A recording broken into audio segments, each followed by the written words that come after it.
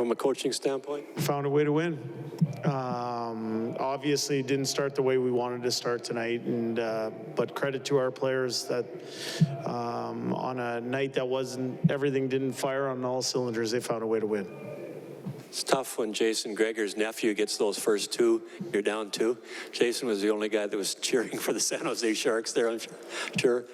Is that a fine in the press box? Well, he was sitting in a private booth then. Oh, okay. Broberg scores a goal. What's it like when a player that you know from Bakersfield gets his first NHL goal? Yeah, special for him, obviously. And a big goal at that. It was a tying goal, important at that point in the game, and I'm sure he'll remember it forever, and especially who passed it to him. Yeah, that's what he said. He says it went from the best player in the world. Mm-hmm. Yeah. When you start the way you did, obviously a little bit concerning. How did the group sort itself out? Like, how much of it was you, and how much of it was them taking care of their business? It's the players. It wasn't the way we wanted to start, but our players, they said the right things on the bench. There were some small corrections that could be made. We started to skate a little bit better in the second period. Still wasn't where we wanted to get to. We were a little better in the third. In the end, it was a game that our players dug in and found a way to win that game. The second power play unit had a nice little run there where they were on the ice for quite a while, lots of time. Yeah. Did you just like what you saw from them, and does that maybe bode well for that group to get that time out there? Yeah, I actually think they've been very good since I've been here. They've looked dangerous off the rush, dangerous in zone. Scored a big goal tonight on a kind of a rebound chance and coming down on the puck, and I thought it was, we had that 4-minute power play in the third period there, and they had numerous good looks on it. And so I feel comfortable anytime they're on the ice. What was the reasoning that Kulak was the defenseman there on the winning goal rather than, say, Bouchard or Barry, who play on the power play? Yeah, I think when we think of people in those situations, you want smooth skating, good skating D-men.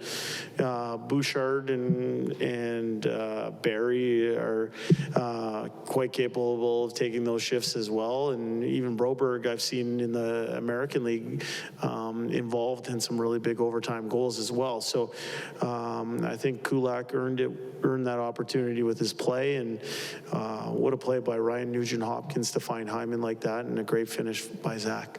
How well do you think Kulak is playing with Ceci after he's played with lots of other people, but that's a big hole to fill alongside Ceci when Nurse is out? Yeah, I think he's elevated his play. He makes a lot of really good, subtle plays, just body position-wise, advancing pucks-wise.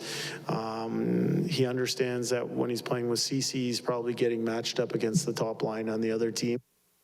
He's looked really good in the last few games when we tasked him with that. Thank you. Jay, you've talked a lot about confidence.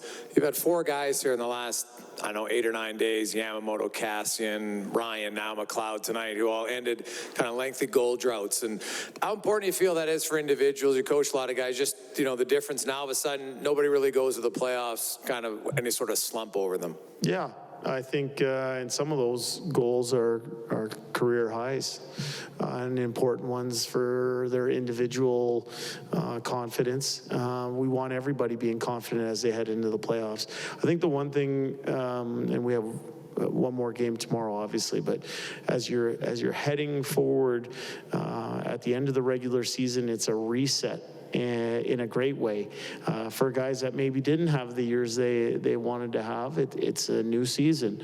And for guys that did have good years, the way to cap off a really good regular season is by elevating your play in the playoffs. I know there's no morning skate tomorrow. Well, usually there isn't anyway. Yeah, an optional skate. Yeah. Do you have an idea on, are you resting some guys tomorrow? Have you looked ahead now that tonight's over? Yeah, I think we're just going to enjoy tonight. Enjoy the win for the next 20 minutes or so, and then we'll see how everybody wakes up in the morning, and we'll make our decisions then. Any update on Cassian? He got the stick to the eye, got zippered up, and looked okay. But I haven't talked to the doctors yet, but he looked pretty good. While you're making your decision on whether or not to rest guys, Yeah. Is the fact that it's back-to-back games, does that in some ways change the dynamic a little bit? Yes.